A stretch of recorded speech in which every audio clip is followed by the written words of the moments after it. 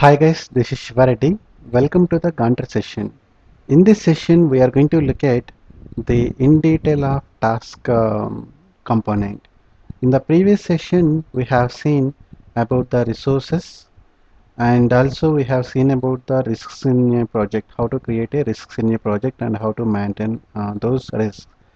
And now in this session, we are going to look at the tasks. So tasks are basically the smallest work of define in your project. So basically what people is to do is the entire project we are going to divide it into different phases and each phases will have a different tasks. So we are going to look at I am going to take one task at a time. I am going to explain task in detail. In the further tutorial we can see how we can create a different task for that project. Okay, let us consider in this I am going to explain one part, that is requirement sorry, requirement analysis. The first phase of software development life cycle is requirement analysis. So once you have given your task, then it is going to give you different columns where it is going to say what is the duration and start and finish.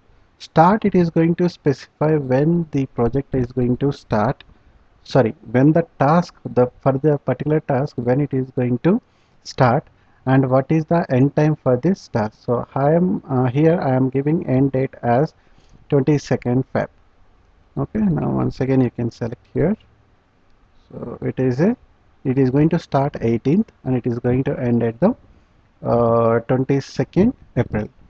Now predecessor basically gives you information about the dependencies. For example, when you have defined a multiple task, you need to have a prioritization of the each task.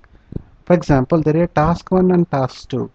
So predecessor basically gives you about the dependency of the task.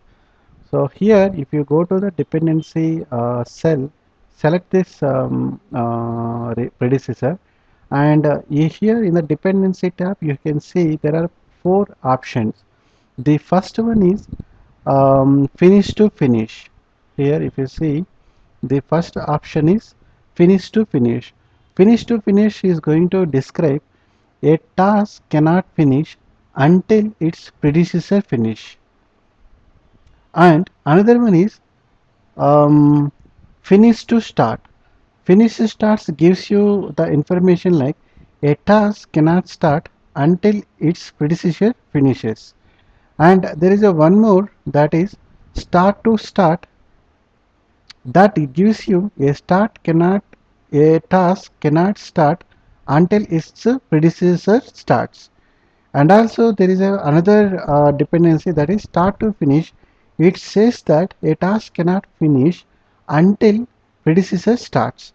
So basically when you have defined a multiple task, if you have any dependency, then you need to select those predecessor based on the particular order, so that the task, even though there is a multiple dependency, we need to finish the first task which has a dependency for others, so that the project execution is going to be become very simpler.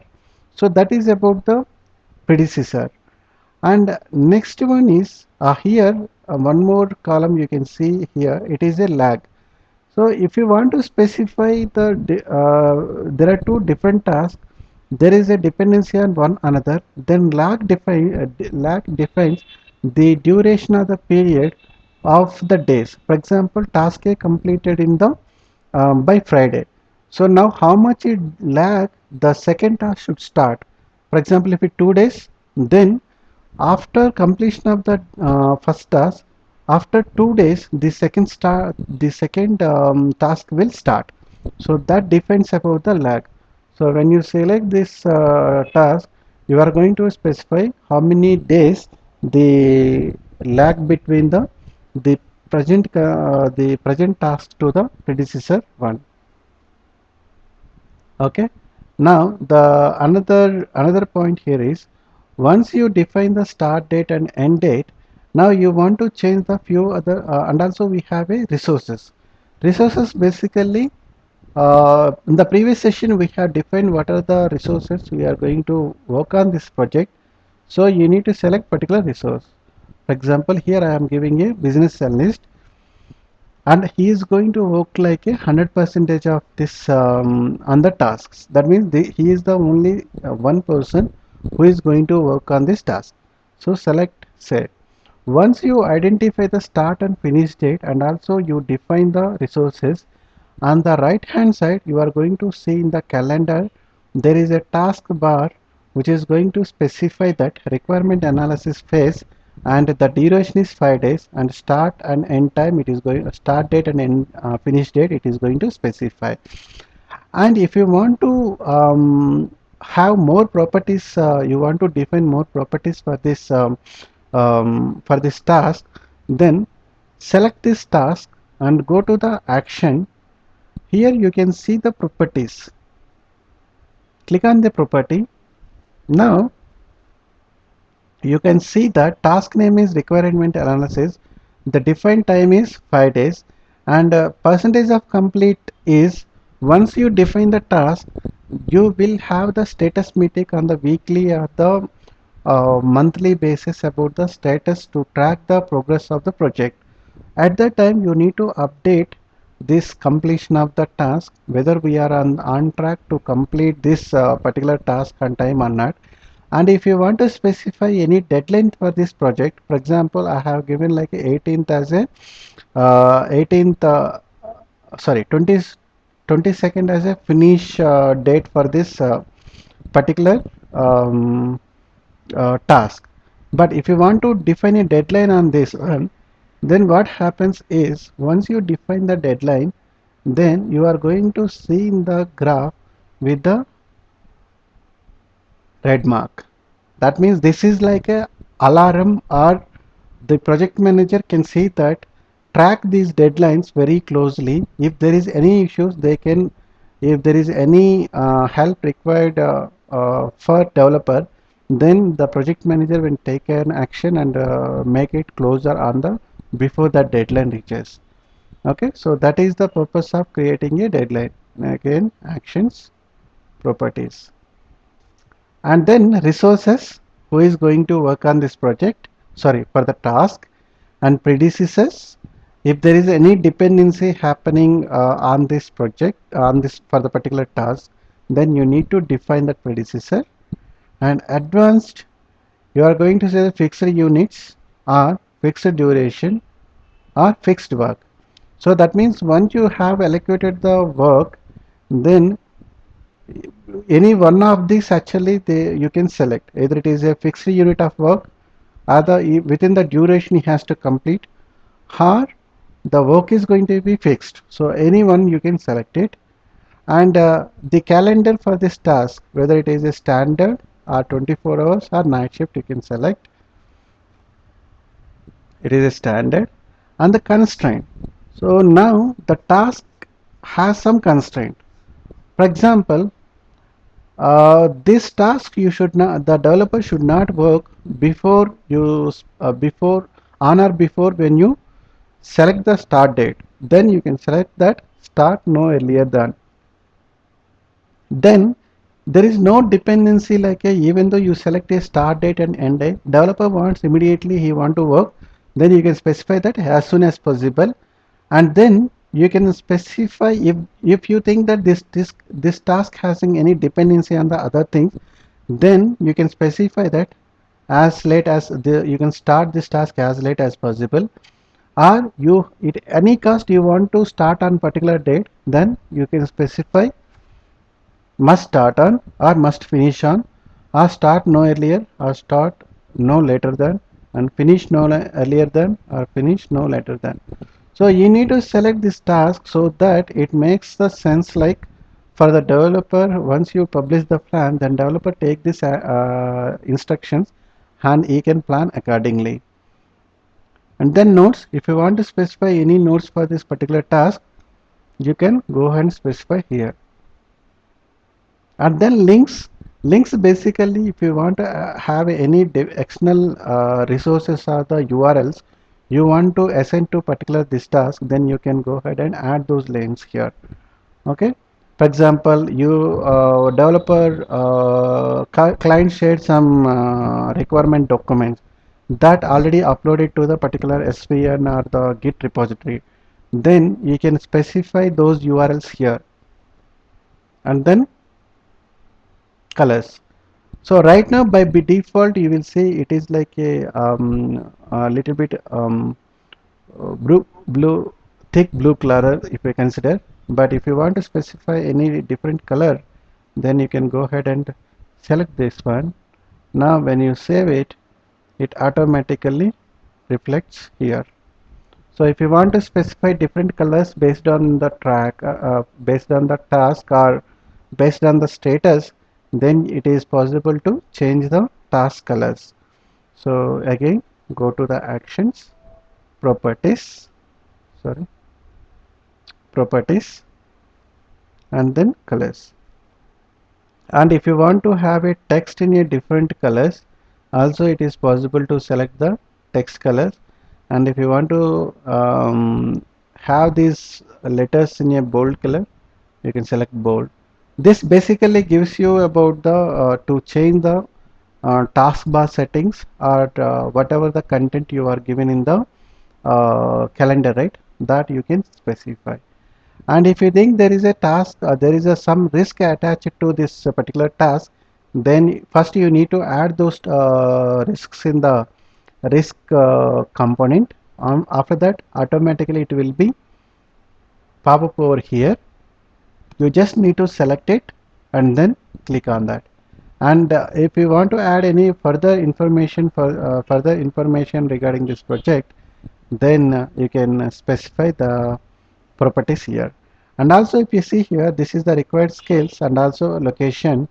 So if particular task is assigned to particular different technology where the skill set is different, then you can specify the task property so that when we are assigning the resources also based on the required skills, we will select the suitable candidate and we can assign that um, resource here. Once done, save it. Now you can see that the colors, now it got changed to blue, sorry, it is like a blue color. And then you can see that bold, you already selected the color as a bold, so automatically it comes as a bold color. And when we are defining the resources, we have allocated some cost to the each developer. So if you want to see what is the cost of this particular task, then go to the view, and here you have a checkbox for cost column. Select this cost, click this checkbox cost column, and now you can see that for the 5 days it is calculating $1,200, because for each hour the cost for the business analyst is it is, sorry, go to the resources. So for the business analyst, for each hour it is $30. And we have total 5 days, 5 into 8, 40 hours. Each hour we have $30. So total the cost of requirement analysis for the role, the resource business analyst is $1,200. And if you want to track the um, status of this task when we have a meeting every day, or if it is a you are following the agile process, then every day we have a status call. And otherwise if you want to have a weekly or monthly status call, then you need to specify what is the percentage of the task you have done. For that, you need to select the percentage of complete column, and here percentage complete. So each time when you go for the status based on your project or the task progress, you can specify 10 percentage 20, and once you reaches the deadline, then it should ideally it should going to be the 100 percentage. So that is how you can include the columns for the each particular task. Now in order to add few more columns, you can go to the view and you can select any of these columns. For example, if you want to highlight any critical task, then you can select this checkbox. Okay, so this is how you need to define the task, and you need to set the cost. Automatically cost column will be calculated based on the resource and what is the cost attached to the resource. And percentage of complete, ideally whenever you want to give a status on particular things, then you want to keep track of the change, keep track of the progress, then you need to update this column. And start and the finish date, it is going to define the deliverable for the particular task. For example, let us consider another scenario. For this particular task, we have a subtask. For example, requirement analysis in a different ways. One is like functional requirements, functional requirements.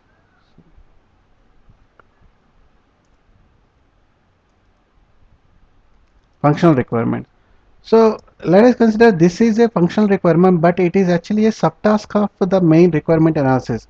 So in that scenario, what you can do is go to the second thing and you need to specify that this is a subtask of the requirement analysis. Then uh, come to the second functional requirement tab and go here and say that this is the indent task. Click on this one. Now what happens, this becomes the main task, and under that you have a subtask. Now what you need to do is you need to specify the subtask for this. Then what you need to do is select here the start date, and you can specify the end date like 21st.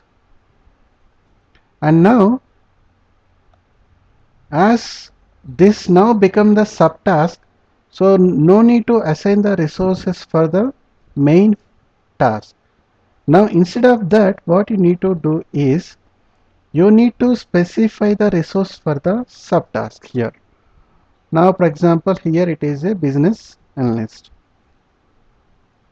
Now save it. So as this, how many days it has selected, sorry, this what you need to do is 18 started. Okay, now the cost for this business analyst become 4 days, and total cost is going to be 240. And then I can specify the another subtask for this one is uh, use case diagram. Use case diagrams. Once the functional requirement completes, we are going to define the use case diagrams for that. So here what you need to define is, so 21st till 21st it is going to be like a functional requirement, and after that 22nd I want to define like, so for the use case diagrams, and use case diagrams taken care by the architect, let us consider. So I need to define the architect resource for this particular use case, and I have giving a only 1 day. Now if you see the main requirement analysis phase, the duration become 5 days, and and the functional requirements will take in the 4 days, and the business analyst, he is going to take care of it. And then the use case diagram taken care by the architect, and the cost is going to be 240. Now the cost to the total phase is going to be like total 5 days, and the cost for this phase is going to be 480, and it is going to start on 18th and it is going to finish on 22nd April. Okay, now as this is a 2 phases, now what I can do here in the use case diagrams is I can specify the predecessor like first start, so this is finish to start. That means first requirement phase should the functional requirement should complete before we draw the use case diagrams. So click save, and you can see here in the diagram, if you see here, right, first a functional requirement, and then it is going to start the use case diagram, use case diagram. So the predecessor is going to tell that, hey, first to complete the functional requirement, then only you need to start the use case diagram.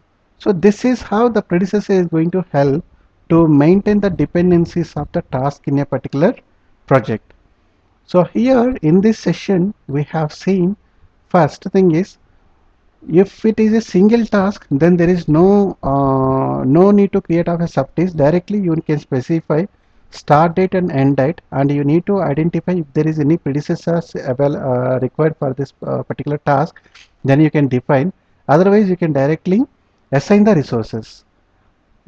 But if you think that the main task again will have the subtask, then first you need to mark the remaining two subtask as a independent task for the main task, and then you need to specify the resources for the subtask, so that automatically the calculation will be applied for the main task.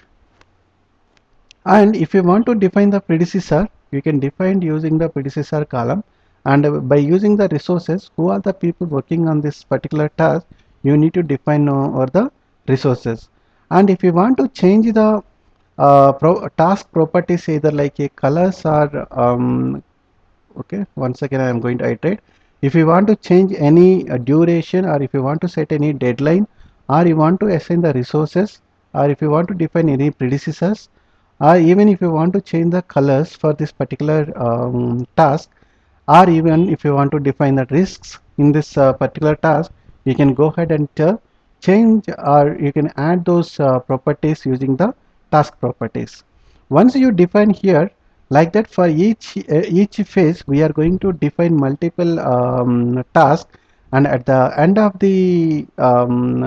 this grant development project plan, we are going to look at all the resources who are going to working on this project, and what is the effective way to utilize these resources, and what is the approximate or the exact cost for this project. We are going to get at a high level information.